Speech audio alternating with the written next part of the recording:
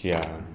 Lalu bincang sedikit tentang dugaan eksploitasi di TSI Taman Safari Indonesia yang mengagetkan banyak orang. Gimana kalau Komnas Anak melihat? Pertama mungkin kita kaget luar biasa, kemudian menyayangkan juga begitu lamanya kasus ini diangkat kembali, dan kabar terakhir kita dapatkan dari Komnas HAM bahwa sebenarnya korban atau terduga korban ini sudah beberapa kali melapor ke Komnas HAM, tapi Komnas HAM selalu menurut kami tidak merespon dengan baik laporannya. Ada beberapa kali terjadi, dan terakhir kali itu Komnas HAM itu hanya menyarankan agar kasus ini diusut secara pidana. Saya pikir kalau pidana mungkin akan sulit karena kejadiannya sudah beberapa 20 tahun lebih ya. Tapi saya pikir untuk saat ini memungkinkan sekali jika kasus ini dibuka kembali atau diinvestigasi lagi dengan Komnas HAM, mungkin ke arah pengadilan HAM seperti itu. Dan ini tentu melukai kita di zaman sekarang, ternyata masih ada perbudakan. Dan kita merespon ini yang pertama, sangat memungkinkan menurut data Komnas Perlindungan Anak dan data empiris kami, ketika perekrutan pemain sirkus Oci ini dilakukan mulai dari kecil, kemudian yang paling fatal adalah dihilangkannya identitas anak ini. Menurut data empiris kami, ketika sudah terjadi penghilangan data, otomatis eksploitasi akan terjadi di sana. Minimal tindak pidana perdagangan orang itu terjadi. Mungkin pada saat itu 97 atau kejadiannya mungkin sebelum 97 ya, itu hampir mengarah sesuai dengan data kami juga, tapi data Komnas Perlindungan Anak itu lebih ke arah selama ini yang kami tangani, perbudakan itu lebih ke arah pelecehan seksual atau perbuatan prostitusi seperti itu, dimanfaatkan secara ekonomi lewat kegiatan yang mengarah ke seksual. Tapi banyak juga data atau fakta perbudakan ini ke eksploitasi pastinya. Itu menurut saya yang pemerintah atau negara harus hadir minimal untuk membongkar kasus ini kembali, terutama untuk di identitas anak itu. Karena hak identitas adalah hak yang paling mendasar di dalam hak asasi manusia. Itu Mas. Tapi kalau untuk dari Komnas Anak sendiri mengetahui hal tersebut setelah terblow up ke media atau dari Kita baru terkoneksi, terhubung dengan salah satu pengacara korban, Cak Soleh, dan kita juga mendapatkan informasi dari beliau, dan memang rencananya juga para korban akan hadir juga di kantor kami, tapi waktunya kami koordinasikan, dan kita terima informasinya itu dari pengacara tentang kasus ini. ini kan kasusnya sudah lama 1997 dan ada pendapat bahwa ini sudah kadaluarsa gitu kasusnya. Mungkin gimana sih Komnas Anak menanggapi itu dan akan membawa kasus ini lagi ke permukaan gitu. Iya, kalau kita bicara secara mungkin penuntutan secara pidana, mungkin bisa dikatakan kadaluarsa karena waktunya sudah berapa lama ya. Mungkin nanti para pakar hukum lebih jelas atau lebih tahu tentang hal ini. Tapi menurut kami 97 itu sudah ada Komnas HAM. Komnas Perlindungan Anak baru terbentuk 98. Undang-Undang Perlindungan Anak juga baru ada di Indonesia itu tahun 2002. Tapi saya pikir ini masih bisa kemungkinan untuk dibuka kembali investigasi, mungkin lewat jalurnya adalah pengadilan HAM. Mungkin kita juga perlu juga bantuan jika faktanya atau data-datanya tidak mendukung, kita bisa minta bantuan dengan internasional tentang kasus pelanggaran HAM yang terjadi. Mungkin selama ini di negara kita kasus pelanggaran HAM ini banyak dilakukan oleh negara ya. Tapi ini kan di kasusnya Oci dilakukan oleh pribadi ya. Itu sangat memungkinkan juga untuk dilakukan pengadilan HAM. Tentunya kami mendorong, Komnas Perlindungan Anak mendorong agar kepada Komnas HAM untuk dilakukan kembali atau dibuka kembali kasus ini, dilakukan investigasi menyeluruh ya. Dan saat ini juga kami mendengar Oci juga, saya nggak tahu hubungannya, yang di Jawa itu masih beroperasi juga, masih ada sirkus juga di sana. Dan ini perlu pendalaman atau lebih tepatnya dibuka kembali, diinvestigasi kembali, terutama menyangkut hak yang paling fundamental tadi, hak atas identitas. Bagaimana negara menyikapi ini? Sementara hak identitas itu adalah kewajiban negara untuk memberikan kepada rakyatnya. Lewat kasus ini seharusnya pemerintah hadir, negara hadir untuk membuka kembali kasus ini, investigasi kembali siapa orang tua dari korban-korban ini. Mungkin ini tidak mudah, perlu waktu yang lama, tapi setidaknya negara hadir dan membuka kasus ini sampai ketemu orang tuanya. Kalau itu perlu berapa puluh tahun, itu bisa aja tetap dibuka kasus ini sampai ketemu siapa orang tua sebenarnya. Saya pikir itu yang paling mendesak saat ini adalah hak atas identitas. Iya. Tapi berarti konsekuensi hukumnya gimana Pak? Mungkin kalau untuk pelaku-pelaku tersebut Pak? Pertama, kami tentunya Komnas Perlindungan Anak yang paling fundamental adalah hak atas identitas. Itu harus dilakukan upaya berarti investigasi kembali. Komnas Perlindungan Anak juga siap membantu Komnas HAM dalam rangka investigasi kembali kasus ini. Lalu kemudian kami juga setuju dengan rekomendasi dari Komnas Perempuan pada saat rapat dengar pendapat dengan Komisi 13. Komnas HAM Perempuan itu merekomendasikan agar juga dilibatkan Kementerian Ketenagakerjaan, Menaker, untuk mungkin menghitung berapa kompensasi yang harus diberikan Oci kepada korban ini karena sekian puluh tahun tidak digaji. Tentunya itu tadi perlu diinvestigasi. Dan saya pikir menurut data kami, jika terjadi perbudakan, itu otomatis eksploitasi ekonomi juga terjadi pasti di situ. Dan pihak Oci juga tentunya sangat diduga kuat kenapa menutup identitas mereka ini. Itu perlu kecurigaan yang mendalam di situ ada perbudakannya. Berarti masih dicari juga ya sama Komnas Anak tentang apakah sampai sekarang masih terjadi eksploitasi tersebut atau gimana? Iya, menurut informasi yang kami terima, awalnya pihak Oci menyebutkan bahwa Oci ini sudah tutup tahun 97. Pastinya 97 setelah kasus ini di blow up dan ditangani oleh Komnas HAM, kemudian ditutup. Tapi di situ Komnas HAM juga memberikan rekomendasi. Ada 4 poin rekomendasinya. Tapi nomor 1 itu adalah hak atas identitas untuk dilakukan pencarian identitas dari keluarga. Tapi itu saya rasa saya tidak melihat itu dilakukan. Lalu kemudian atas pendidikan. Anak-anak ini menurut rekomendasi Komnas HAM harus diberikan pendidikan. Yang kami terima pendidikan yang diberikan oleh Oci ini hanya pendidikan mungkin setingkat paket A, kejar paket A atau paket B. Mungkin ini oke lah, masih bisa dikategorikan dilakukan. Yang terakhir itu pihak Komnas HAM juga merekomendasikan agar dilakukan upaya sengketa secara kekeluargaan. Ini juga menyayangkan menurut kami, karena harusnya kejahatan HAM itu merekomendasikan atau bentuknya adalah pidana. Seperti itu pada saat itu.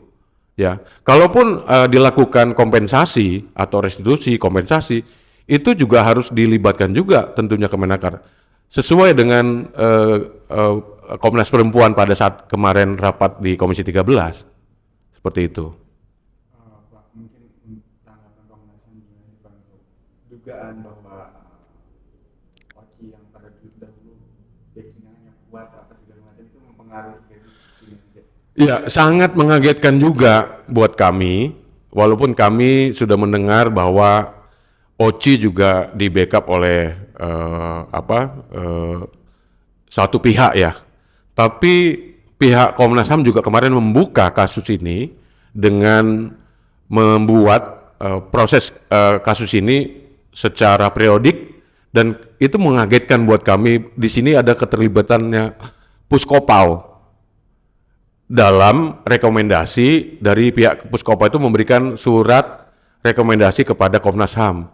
Apa kaitannya Puskopau terhadap kasus pelanggaran HAM atau kasus eksploitasi atau perbudakan? Itu tanda besar buat kami sebetulnya. Apa peranan Puskopau di kasus ini? Dan kami menduga ini tidak boleh terjadi, dan ini patut kita minta juga keterangan dari Puskopau. Apa peranan mereka di kasus ini ketika 97 kemarin? Tidak boleh terjadi misalnya kita dengar ada backing dari Oci atau Taman Safari.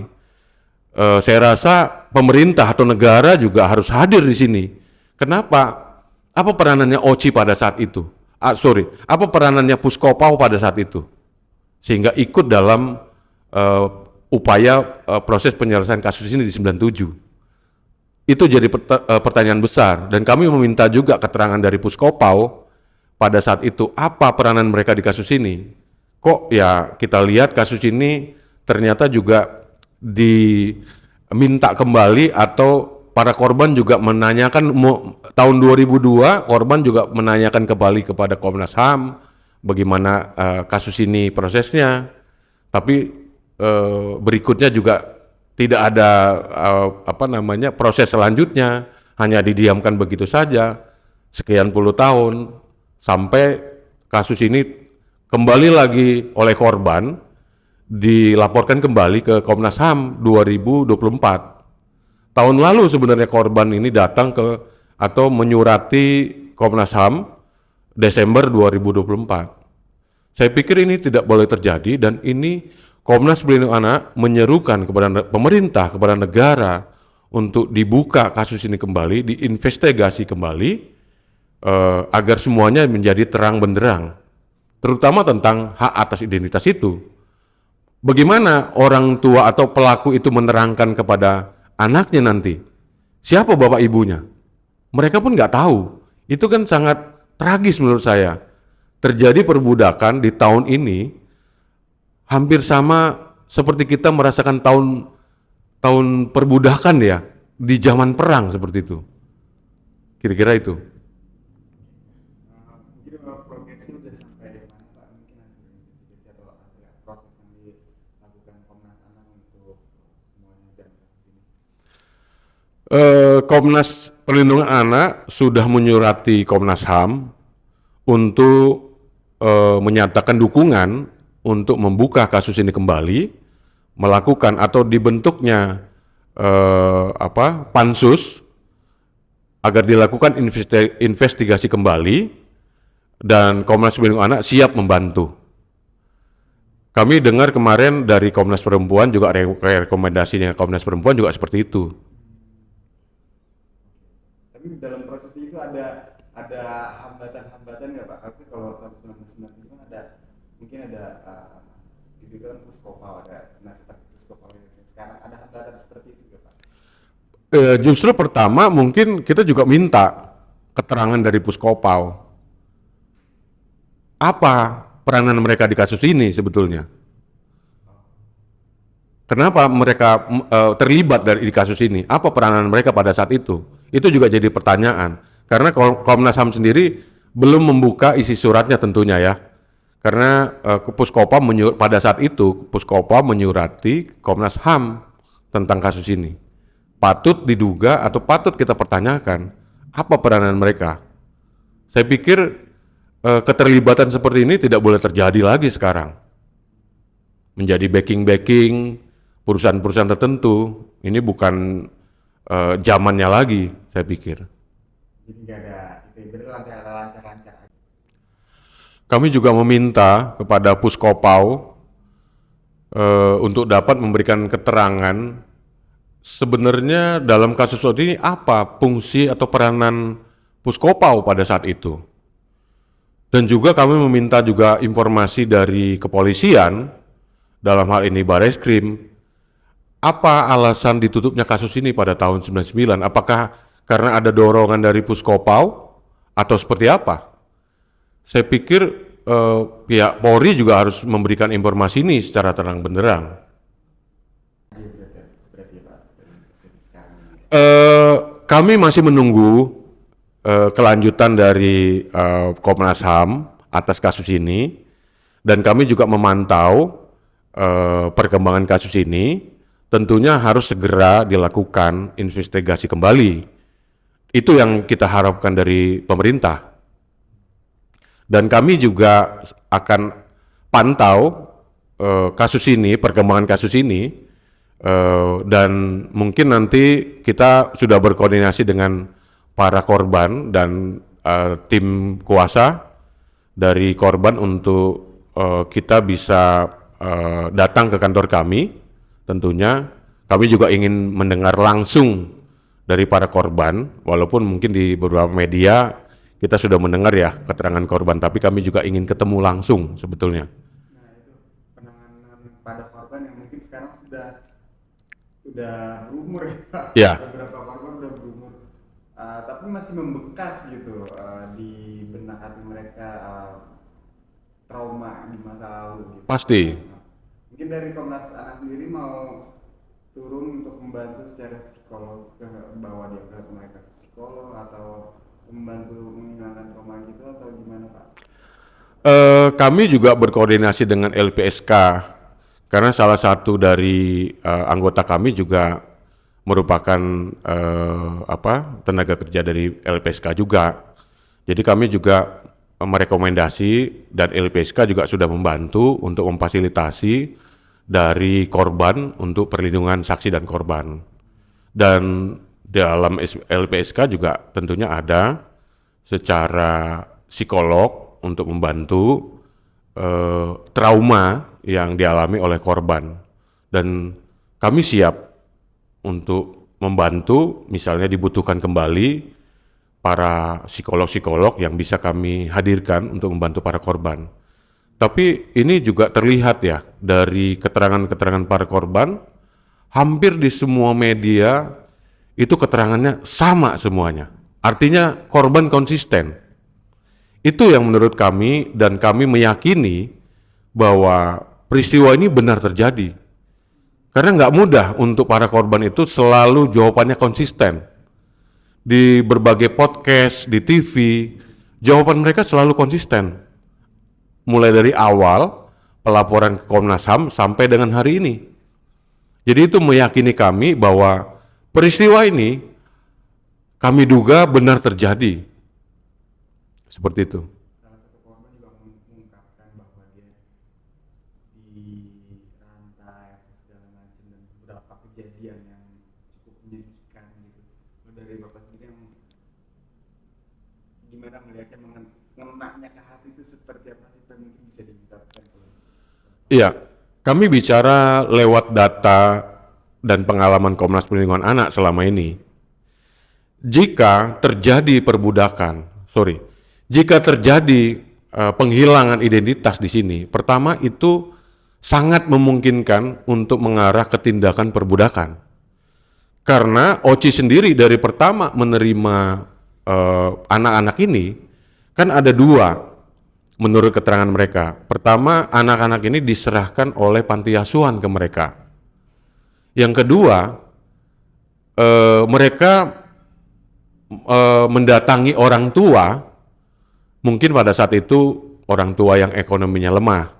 Dan di sini ada bujuk rayu bahwa orang tua juga dijanjikan anaknya ini akan dianggap sebagai anak mereka sendiri, ya. Kemudian akan dijanjikan juga akan disekolahkan. Tapi kan nyatanya tidak, dipekerjakan sebagai pemain sirkus. Dan kemudian berikutnya Dari sejak awal pendirinya Hadi Sumampau kalau nggak salah, itu sudah menyembunyikan identitas.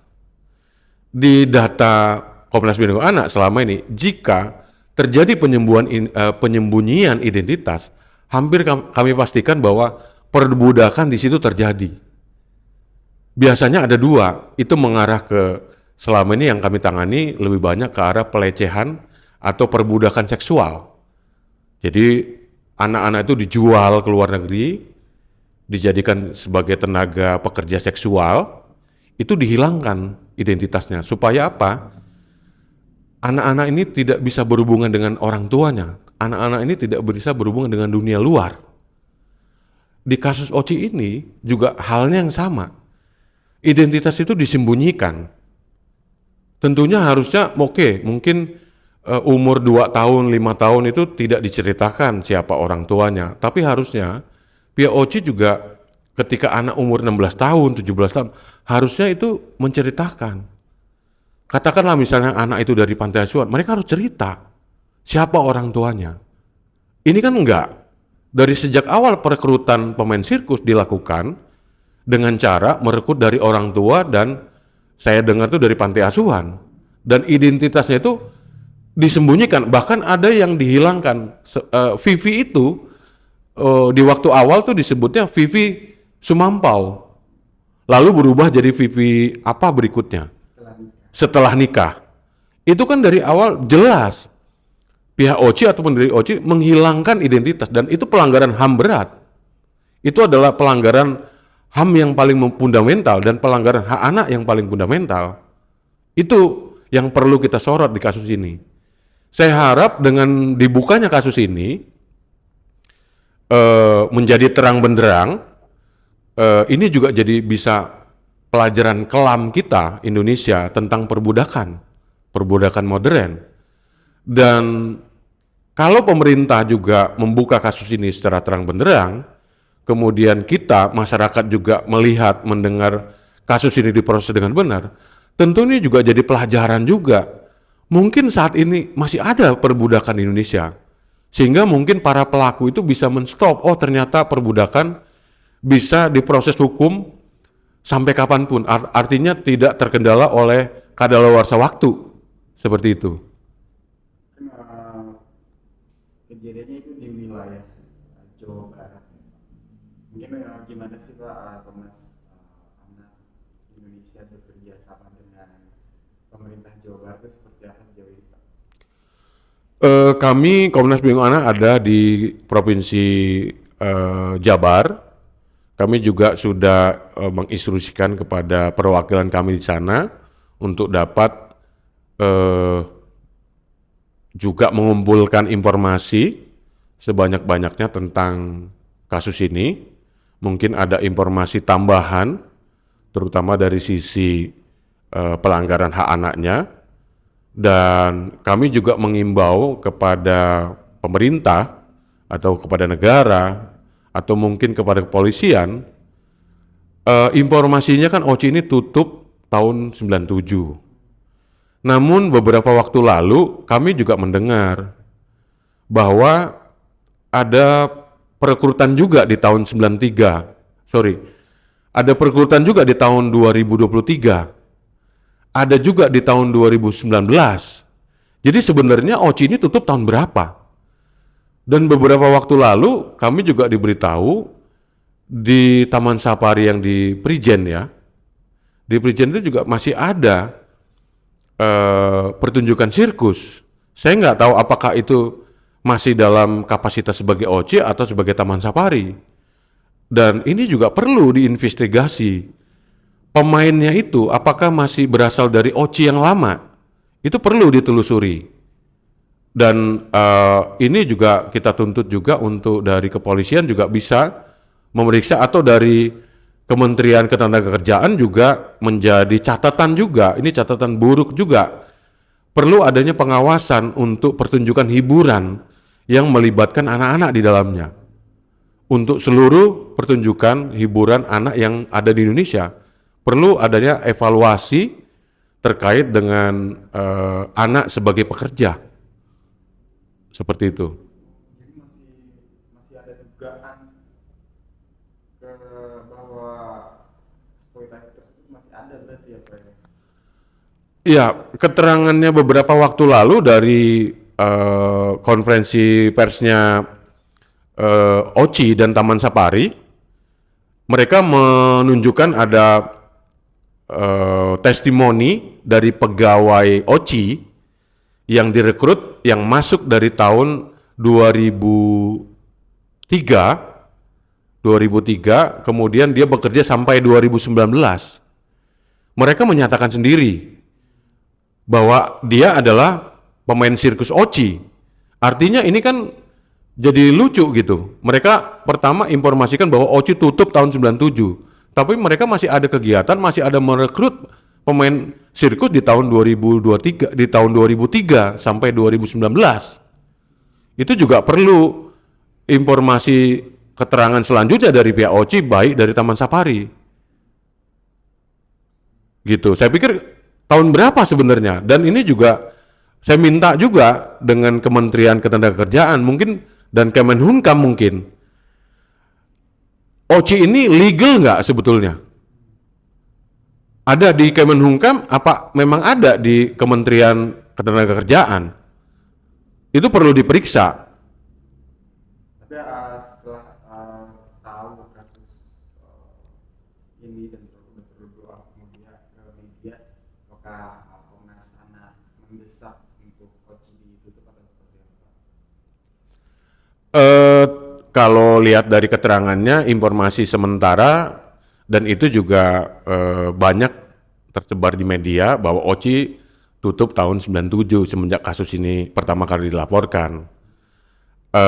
Saya pikir kami juga meminta kembali lagi ke Kemenhumkam, terus kemudian kepada Kementerian Ketenagakerjaan mungkin bisa memeriksa data-data Oci ini secara legalnya bagaimana sebenarnya.